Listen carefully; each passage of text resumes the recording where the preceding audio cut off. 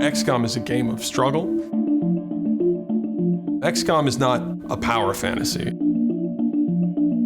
XCOM is a game of struggling against odds and then hopefully triumph. And so the best place for XCOM 2 to begin was in a position of long odds. At Firaxis, we always let the mechanics drive that. What's the design of the game? What is the heart of the game? What do we want the player to experience? And that's what creates the setting. And so the idea that the player starts where XCOM hasn't lost necessarily, but they never stopped fighting. You know, they didn't win that first engagement with the aliens. Instead, they went underground, and that's where the player takes over.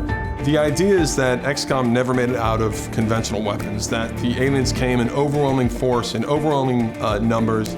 Think about the hardest difficulty setting on the game, maybe, and they overran XCOM. And XCOM had to go underground almost at the very beginning of the conflict. And then 20 years later, it's finally time to strike back.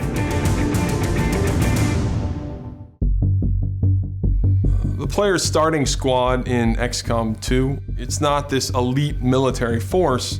You know, you're in charge of a more ragtag bunch of freedom fighters and guerrilla fighters. These are very tough, very hardened soldiers. But you can even see that in the way that they look. The soldiers all have different gear and it's mixed and matched, and so they look like irregular troops.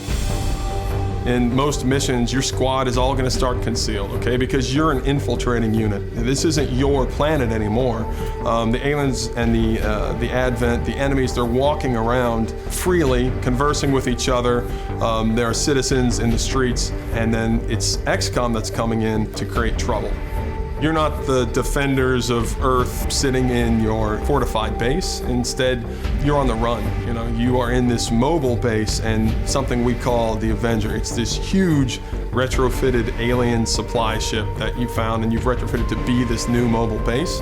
And the player uses that to move around the world and ignite a global resistance against the aliens. In 20 years, a lot can happen. You know, Earth is their planet now. I think that's kind of like the bones of what XCOM is. Humanity facing these long odds that they have to overcome.